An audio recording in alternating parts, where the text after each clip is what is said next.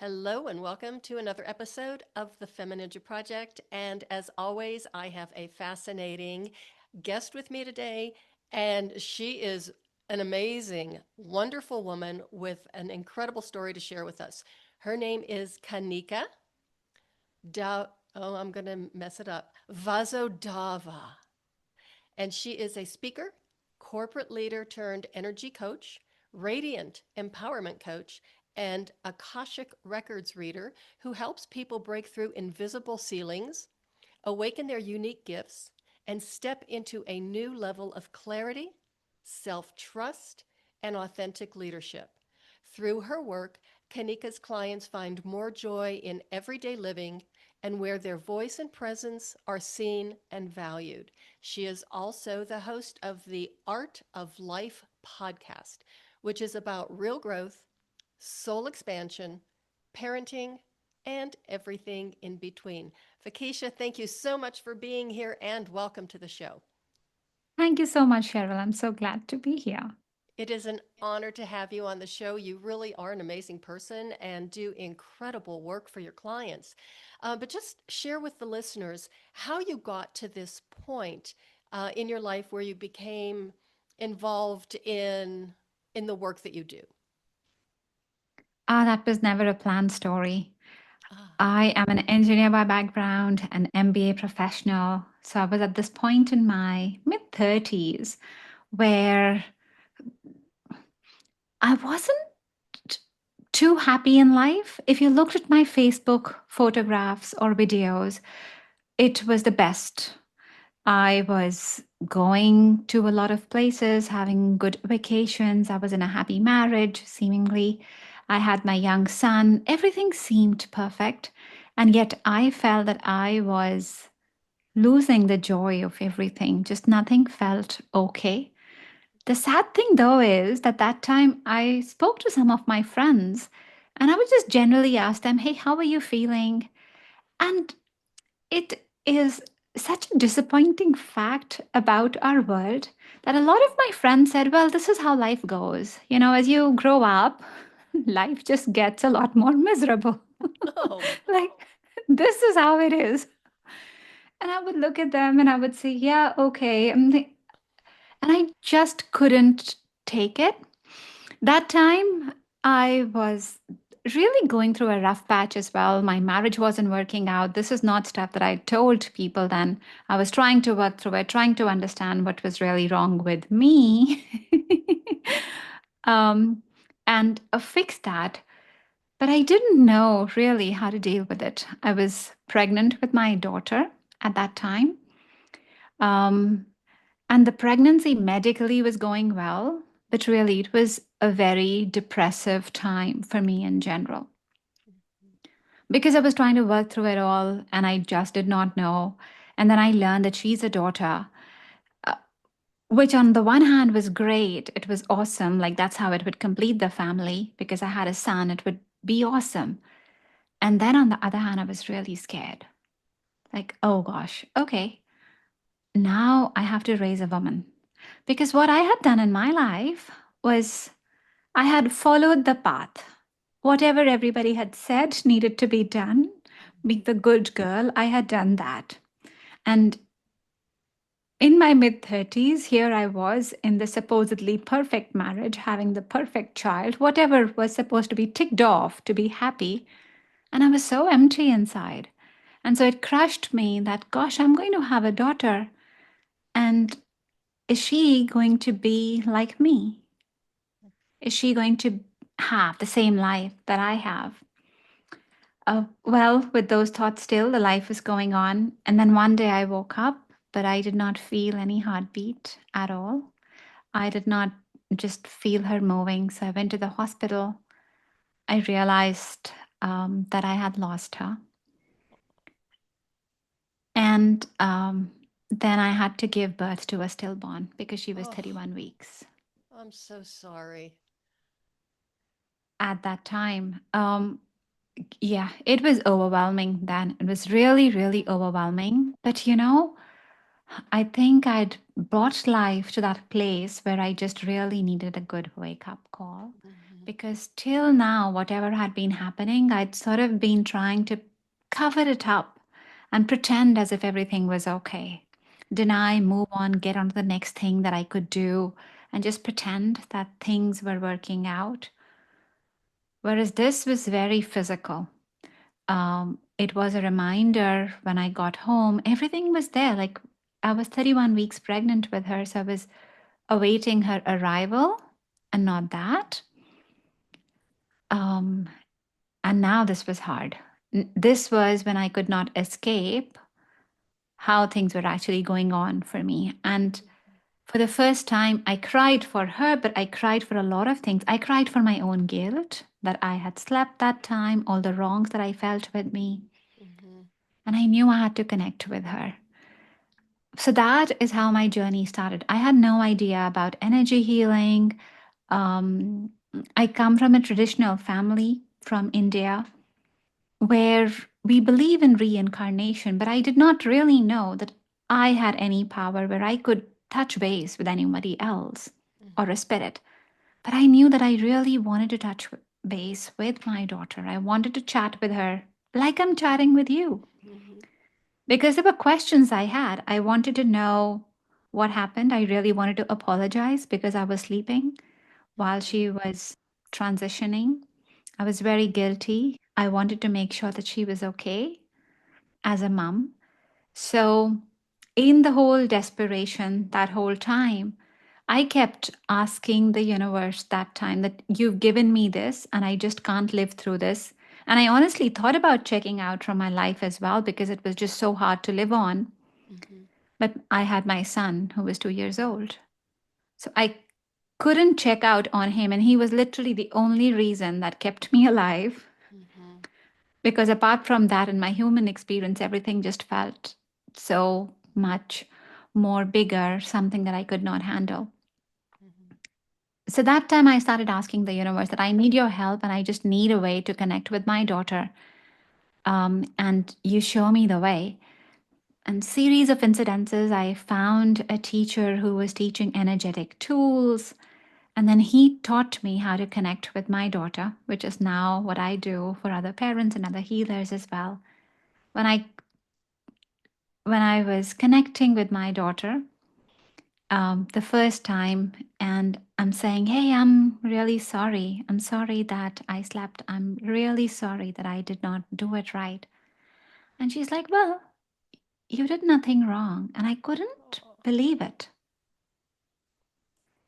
And then um, she said, "Well, we had a contract before I came on earth.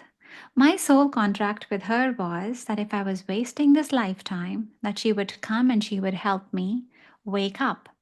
So she was trying all the times where I was feeling really disappointed and I was feeling that, gosh, life's not working out. All those times she was trying, but I was not listening or not ready enough to do anything with that. Mm-hmm. So she had to find ways and means to really make me listen. And this seemed to be the way that, okay, now you will wake up. Now you will realize that there's something bigger to life than just going through the motions, just wasting your life. So it's a tragic story, but it's also a blessing because life before her and life after her is like dark and light. What I felt before was hopeless, as if life was driving me. I was not in control of life at all. Mm-hmm. And I did not know happiness. Or maybe happiness was, but it was very short lived. Watch a movie, go to a friend, like short fixes. Mm-hmm. Whereas now is very different. Happiness is like this, like it's constant, it's there. It does not matter what's happening in life, but there is a general inner peace with everything. There is hope, there is love, there is looking forward to every day. There's just so much joy. So, both my kids have been my biggest teachers in life. They usually are. I have two questions for you. The first one is, do you still communicate with your daughter? Oh, On yes. yes. Okay. Yes. She is my guide. She's my mentor all Mm-hmm. the time. She has a distinct way of telling me when things are in alignment with her. So I love that. And that I think is hope for all the other parents as well, because I do work with other parents who've lost their kids too. Because you lose them in the body, but you never lose them. They're Mhm. there, they're connecting with you all the time. And I think that that message gives a lot of people a lot of hope and a lot of strength to go on. And then Yeah. my other question is, since your marriage wasn't great, as you were going through this, what was the relationship between you and your husband? How was he responding to, did he realize that you were able to access this gift and communicate with your daughter, or was he just completely on the outside?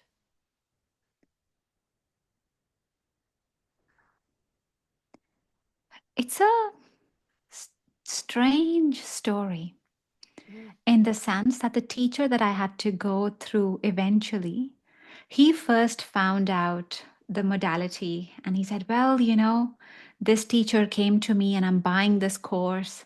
So we bought that course. He bought it and we were both learning from it. And then eventually I took that up and I said, well, I want to learn more about this, but not through an online course. I want to go to another teacher. And so that's how I learned. So it's great that he started me on the journey, which is mhm, interesting. He was mhm, meant to. But as I continued on and I shared the story with him afterwards, that this is what happened, this is what she said. Um, but our marriage at that time was pretty broken. He was going through his own rough patch. And for him, whatever was happening in life at that point in time, um, in some way or the other, it was my fault, whatever was happening. So we were coming to a place more and more where we were just not talking. It was the time where I was coming into a new reality or new understanding in a way, because my daughter was showing me this, all my inner work was showing me how much I needed to change. And yet there was the old dynamic of wanting to mhm, stay together for my young son who was two. And it just felt wrong in the society conditioning that you want to stay together for your kid and you can still provide for them. So there was this other paradigm where I was thinking, well, maybe we cannot talk, maybe we cannot do things together, but we can live together. And we honestly did try that. Jeez. How'd it work Terrible out? idea. Terrible idea. Terrible idea. Oh, Uh, we, um, he had to move to a different city. So we moved to a different city. We came to Perth in Western Australia. And we moved just before COVID started. And our mutual understanding was that, okay, we're going to live together uh-huh. and we'll try living together separately in the same house. We will see if that is workable. We did not know COVID was coming, and then Oh, COVID gee. happened. So we were in a lockdown during that time. He's going Uh-huh. through his own journey in his own sense, and I'm going through my own journey in my own sense. I mean, very shortly after, we were like, well, this is not workable. Let's just separate. Um, but I think now that I realize everybody has their own journey, he was going through Mhm, his own steps. I read a beautiful metaphor once that every place might have its own time zone. It doesn't mean that you are far ahead or you are further behind. It is not that. They just have their own time zone. So people have their own time zone as well. There'll be certain elements that they'll be able to take away. mhm, And also, what they're bringing to the table is also in response to what I'm carrying deep within me. I needed to really learn the lessons that he was teaching me. I needed to learn about my boundaries. I needed to learn for myself what parenting was, mhm, not from the way I had seen it from my parents, but really deeply evaluate parenting. Because as parents, yes, our job is to provide for our kids, mhm, but we also leave a legacy for them.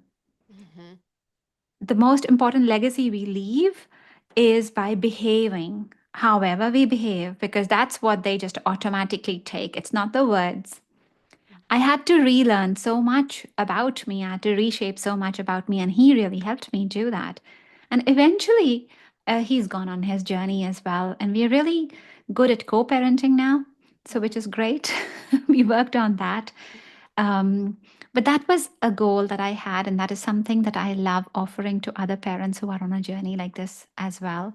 Because you separate for your child, it's still the same world with two different people, two different houses. And just because you've separated does not mean that that whole space has to be muddy and dirty as well. You can still co parent peacefully Mm-hmm. and in the interest of your child too. Mm-hmm. Absolutely. I want to ask this, I might be going out on a tangent, but listening to you talk about, the energy and the energetic healing and this sense of awareness, and I mean, it's so beautiful and just so all encompassing. It's like, the meaning of life, basically. And to pair that with a background in engineering and an MBA, I mean, that's a huge leap, because in engineering everything is very exact, and the same thing with an Mhm. MBA, there's no wiggle room. So, what was Mhm. that like just for yourself, making that transition as a professional? And how did your other professional, like colleagues, treat you when they're like, okay, wait a minute, you're an engineer, you're an MBA, what are you doing? Yeah, yeah. So for the longest time, it was all under wraps. Ah, When I started this, I was at my lowest low. And for me, what happened was I was not able to sleep that time. I really was in the cycle of mess, literally. I was a crying mess all the time because of what was happening. I just could not handle it. Seriously, like the biggest crying mess. If somebody would just look at me in the eye, ask me very sincerely, "How are you?" I would just oh, break down because there was just so much going on. So I really needed help that time to be able to sleep, to be able to work from one moment to the other. I had a young child who was 2 years old at the time, and I needed to look after him, which was actually a very good thing because mm-hmm, when you have to provide for someone else, you have to do their meals, you have to bathe them, you have to do all the other caretaking stuff. You actually need to do certain yeah, things and look after yourself in the process. But I really needed tools apart from that. Like when he went to sleep, I needed something to be able to do that myself. And this is what happened when I started energy healing, even the first session, that was okay. I felt peaceful after such a long time. I had tried things before that. I tried, for example, quietening my mind for some time. mm-hmm, But even if I managed that, let's say I could do the 2 minutes or 5 minutes, but I would come back and my world was not peaceful at all. Like nothing in my home was peaceful. And I was supposed to provide peace mm-hmm, in the house, also to my son. But there was nothing that was peaceful for me inside me. So it was just very hard. I would do the 2 minutes, 5 minutes, and I would feel like it does not make any difference because I'm coming back and the world is still the same chaos. So that is the project manager. I'm an MBA. I worked a long life as a project manager and I was really managing the results, looking at the results and going, that's like a zero. Nothing's mm-hmm, shifted here. Then I started doing energy healing. And here's how it works. Um, this is what I've learned, that we tend to brush off a lot of these things as non scientific. mm-hmm, But I'll explain the simplest example about grounding. Grounding is when we connect our body with the earth and we are just doing an imaginary practice. We're imagining that the earth is taking away the heaviness inside us, right? That's how it's explained. mm-hmm, Now, I'll give you an example to just really tell you energetically what is going on. Think of any energetic appliance in your house. That could be a toaster, that could even be your fridge, anything that's plugged into electricity. Every single electrical appliance has an earthing wire.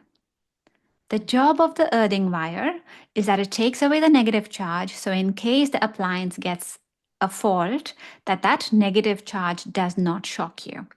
And mm-hmm, what happens with us as energetic beings? Again, energy says we know that we are all energetic beings. But let's say I have an unpleasant reaction with something, I'm feeling negative.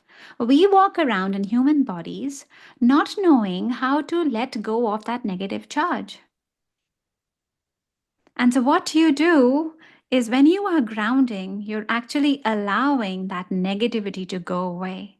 So, when my teachers taught me grounding for the first time, and it continued to amaze me for it still continues to amaze me for such a long time, because I haven't had any client come in till date, and it does not matter what their symptoms are, what's happening to them. If I'm grounding them, and sometimes I might not even be actively doing it for them in a session. I might just have my intent there and do it for them without them knowing it. I've grounded dogs. I've grounded people who are just feeling very uneasy because they have some nervousness or some conditions. And I've just grounded them. Grounding is just imagining them, imagining their body, and imagining that they have the stress, anxiety that they're carrying, and that stress and anxiety is being passed away right to the center of the earth. That's all that I'm doing. And literally, with just that, you'll see them calm down. They'll relax. They'll be, of course, it is free will based. If they don't really want to have it for a long time, they'll come back to however they want to feel. That's okay. But they all calm down. So we have a feeling that I've realized as time's gone on, that we feel all of this is unscientific. And I used to have this biggest thing when I was there was this big time in my professional life where I was a professional person. I was full time studying, practicing all of this because I did it for a very long time with my work. Because as I kept doing all of this energy work, life kept getting better, not just sleep, but life kept getting better. Like me and my husband, when we separated, we were not able to talk at all. And I did not know how our parenting would go because we did not have the best relationship. Um, but even as I was learning all of this, our co parenting space was really good. Wow.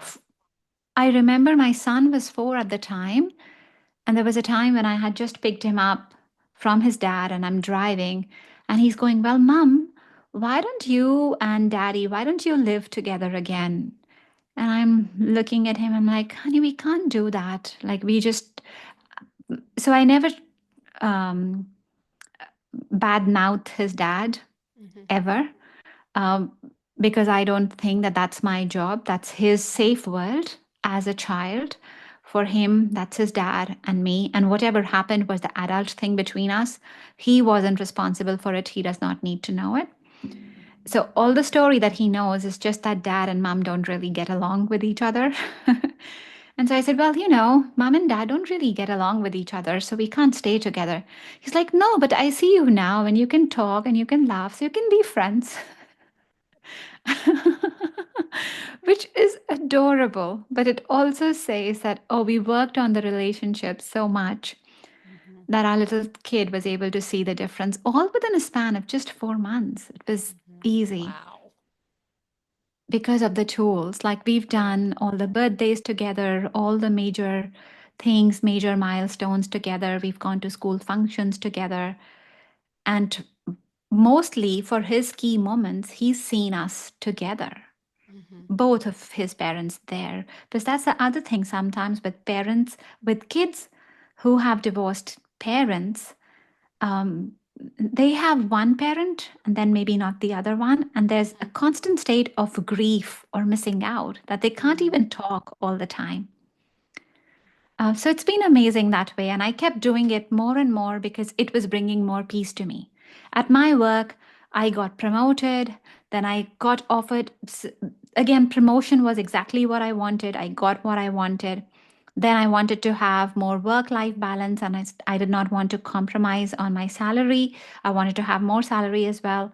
I actually got a call at work from someone that I think this is a good job. We are looking for someone, and I think you would be a very good fit. So, Wow. twice I got calls that, hey, we want to promote you. Would you be willing for this one? I did not apply. I got it. Wow. The second time as well, when I was picked up for the next thing, it was again the same thing. So I kept doing all of this secretly because it kept working for me. Mm-hmm. I never had the idea that I would become a teacher, I would become a coach, I would do this for more people. Um, and that happened because I just started getting those answers in my meditations. And I have so many other spiritual colleagues with me Mm-hmm. who I've worked with, learned with, and they were all coming back with the same thing. Kanika, you need to do this. I'm like, no. I can't do this. This is my identity shift. I Mm-hmm. can't do this. And then, as luck would have it, my ex got cancer. Oh. That's my son's dad. And so, because of that, I needed to shift a few things at work. I took a sabbatical for some time. And during that sabbatical is when I said, okay, I'm just going to do this full time and never went back to work again. But the funny thing is, I always thought that when I was going to close with them, because this is that place of all the engineers and all the left minded people, and I tell them that this is what I'm doing, and they would all just laugh at me and they would go, like, what are you thinking? Have you lost your mind, right? Yes. But you know Mm-hmm. what? None of them said. Even the head of the department, I went out, had coffee with him. Nothing. It was just more like, oh, I'm so proud you're doing this. Mm-hmm. I'm sure it'll work out for you. But if it doesn't, you're always welcome back. So it was amazing. Mm-hmm. What I learned was that the beliefs that I had inside, that is what was creating my reality outside. And because I'd gone to them by the time I'd worked on my own inner beliefs that this is what I'm going to do, that reality had shifted. If I'd Mm-hmm. said that probably 3 months ago, answer would be very different. But after Mm-hmm. that, no, because I'd cleared my beliefs. Mhm. Well, first of all, I want to go back to the grounding because that was the best explanation I have ever heard about grounding. And when you were talking about all that negative energy just going, through to the center of the earth, can you, are we still connected? I got a message. Can you still Hmm. hear me? Oh, good. Okay. Um, all of that Yes. negative energy going to the center of the earth and just kind of like melting there. I mean, the center of the earth is just what's the temperature and all of that Mm-hmm. just being destroyed. And the other thing that really piqued my interest was when you were talking about, grounding your clients and grounding even dogs. I've got two upstairs, thank goodness, who are quiet right now. But the intention, and if you could speak to the power of intention, because I think a lot of people don't realize how strong that is. We work a lot with that, in my martial art that I study. But if you would like to say a few words about that, I'd really appreciate it. I think it would help. Oh, yeah. Yeah. And that's what I love bringing to my left brained clients as well. I'll give you an experiment. This was done at Stanford. They wanted to look at electrons. So they did this double slit experiment. Now, I'm no scientist, so I might not explain it in the best way, but this is how I understand it. They wanted to map out the path of the electron or what it is really going to do.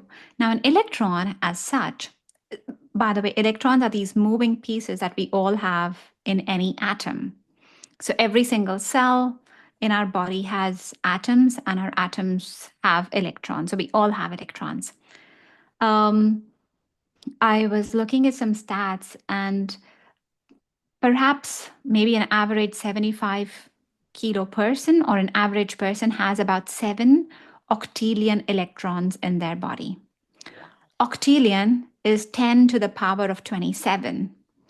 That is like a million times more than all the grains of sand across all the beaches in the world. Jeez. That is such a huge number. And we all have so many electrons in our bodies.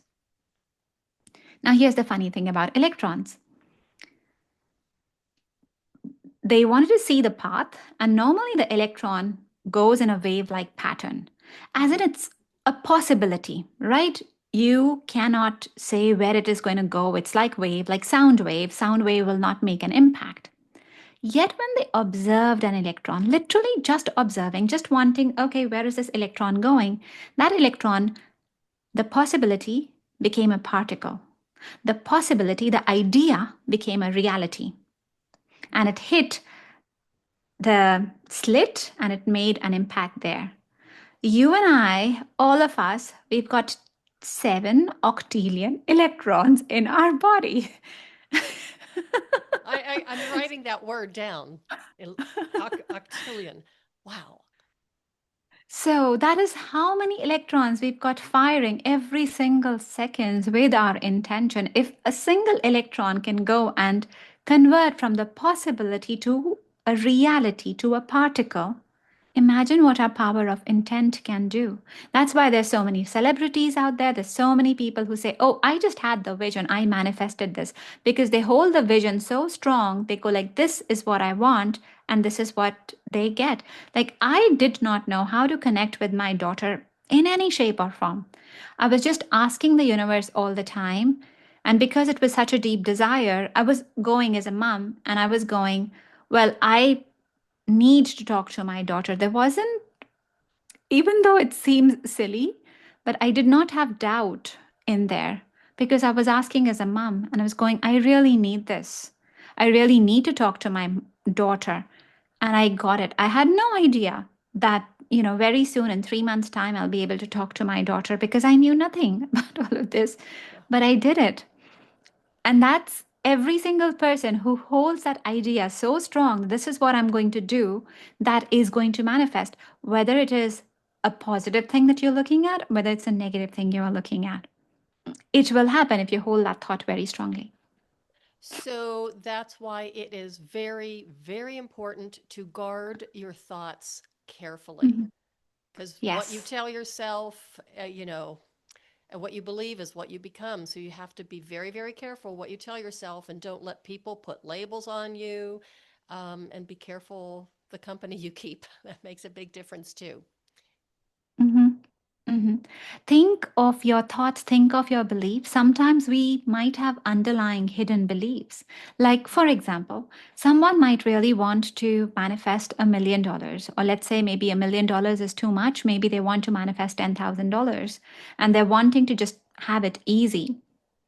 But in the program that is running in their family structures or in their friend circle, is Mhm. that earning money is way too hard. That you've got to really slog for this, or that if you're just doing it as a side business, it won't be possible. Well, and Mhm. that's what's really running inside you as well, because those are the energies that you're absorbing too.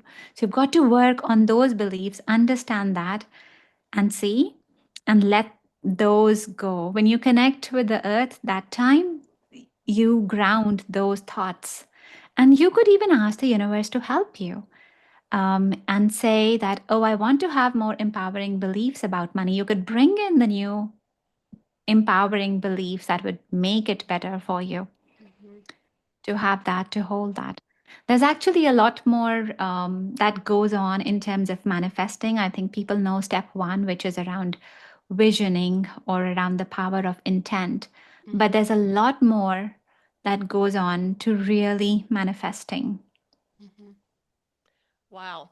That's a lot to think about. As far as the grounding, I want to go back to that because yeah, I have a Mhm, really big yard here, in Denver.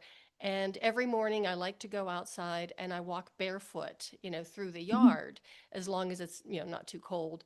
But I just love doing that. And I don't know why. I just feel really, it's like a morning ritual that I just really mhm. like. And I'm not sure why. I didn't even like to walk barefoot until I was in my 50s when I was taking Feldenkrais training classes. And they're like, okay, kick off your shoes and we're going to walk barefoot here. And I was horrified. I can't do that. But then it was like so incredibly soothing. Mhm, mhm. So here's the soul story that goes there. We are, of course, born from our mom and dad, so we carry their DNA. Hmm.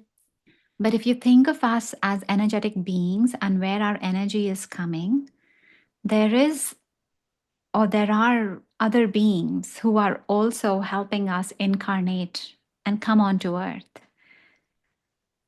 We have our mom and dad, Now, mom and dad will have a slice of our story because they have their own agendas. They want their kids in a certain way. Mm-hmm. Maybe dad or mom, they want the perfect child. This is the business that they're going to do, or so on. The Mm-hmm. pictures that we have for our kids, the stories, that's how they want it.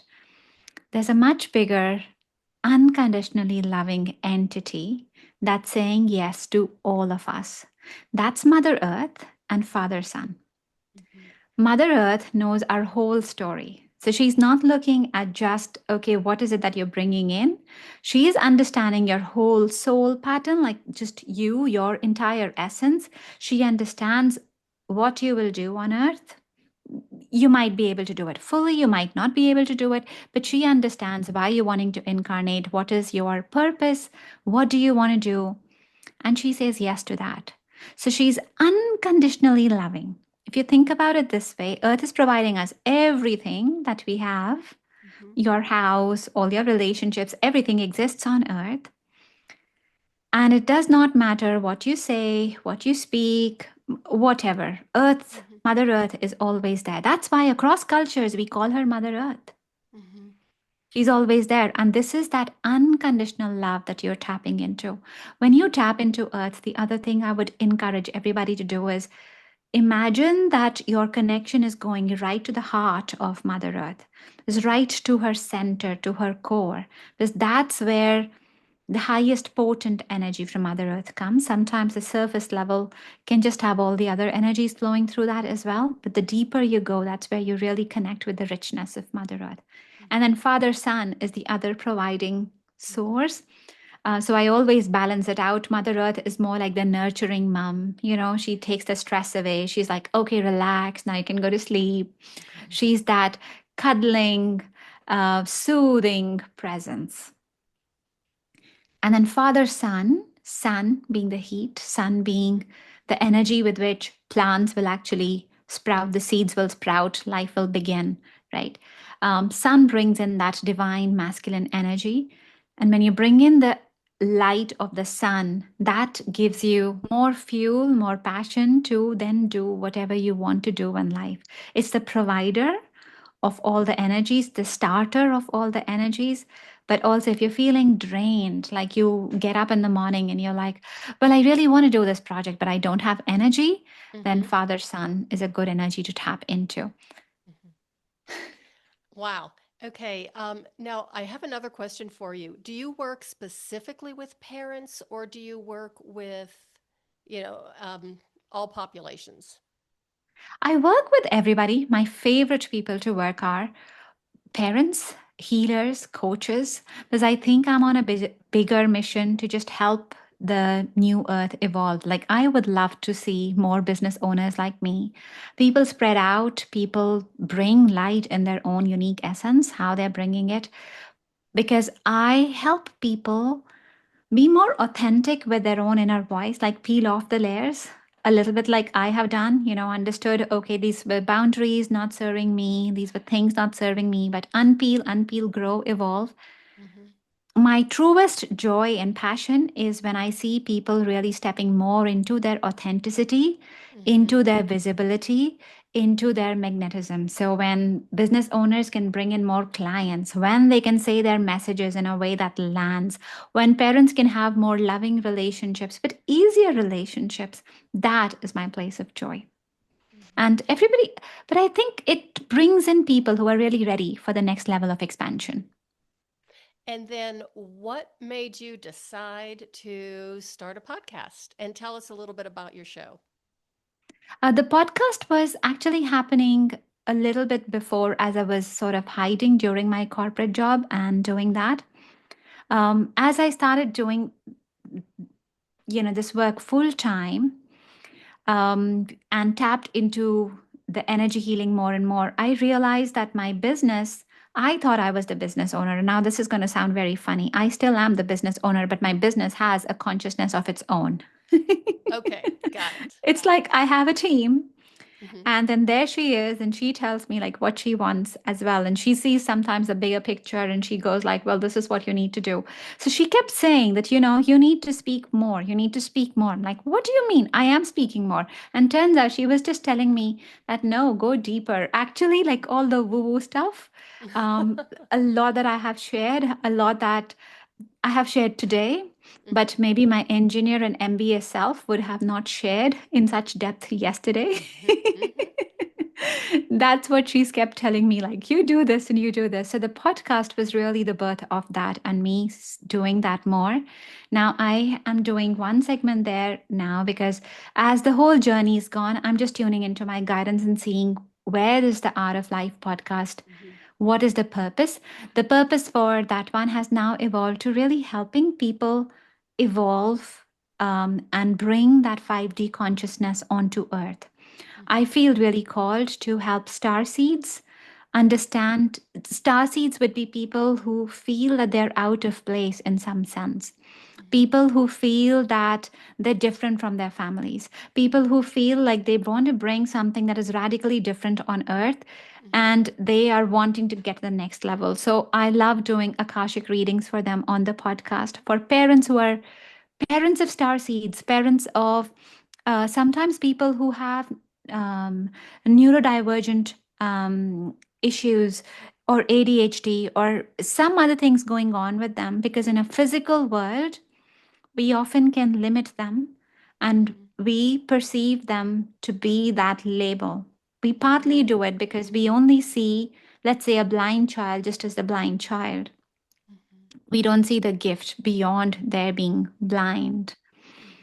Mm-hmm. So that's what I love doing in that. And those readings there are meant just for that, to help those people evolve, see the bigger meaning, and then they take that away. And that just brings peace, gets them more anchored into their life. That's one purpose. The other thing that I'm going to start with another colleague of mine is um, go deeper into the sister circles. Um, this is where we'll talk about um, things, especially for women, Mm-hmm. such as menopause, such as periods, the shame, the cycles of hiding that we've Mm-hmm. had.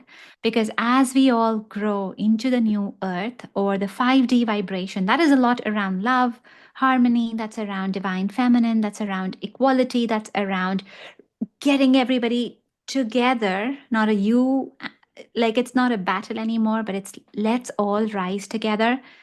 And for women to be able to do that, we've just had layers and layers of shame and guilt and unworthiness that is going through us. So that series is going to be more around just helping women explore their own areas and evolving, transforming from those deeper pains, seeing what that next level is like and making that more tangible for them, achievable for them. So, okay, I'm going to ask you, Kanika, if you would be able to share with us right now how people can get a hold of you, where they can find you, how they can connect with you, anything that you want to share with the listeners or promote.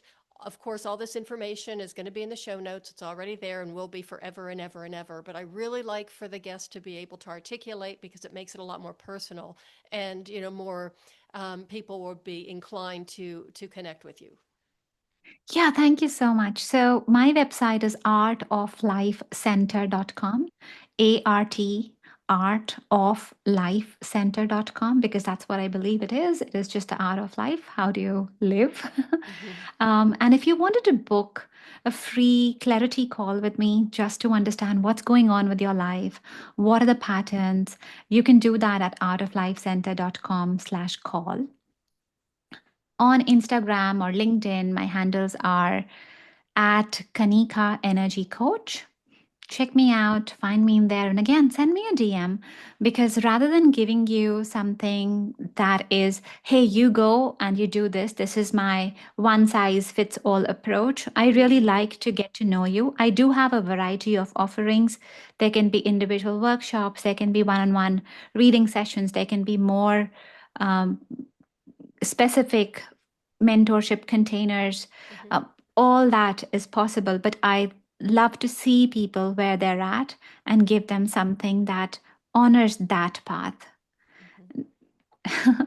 That's why reach out to me at outoflifecenter.com/call. Excellent. Kanika, thank you so much for being on the show today. I have loved having you on. I have loved listening to your story. And you've given me a lot to think about and a lot of things to work on. So it's been an honor. So thank you so much for being here. Oh, thank you so much, Cheryl, for such joy as well. I loved your questions and thank you for having me. Everybody, thank you so much for listening. Please do share this episode with everybody you know. There's so much fantastic information. And it's so empowering because we really do have the ability to change our lives once we change our mindset, change our habits, get some help from Kanika if you need to. She's obviously a lovely person. And check out her Art of Life podcast as well as her website. And just remember, we are what we believe is what we become. So be very, very careful what you tell yourself. And remember to be kind to yourself and kind to others. And that is the way of the FemiNinja.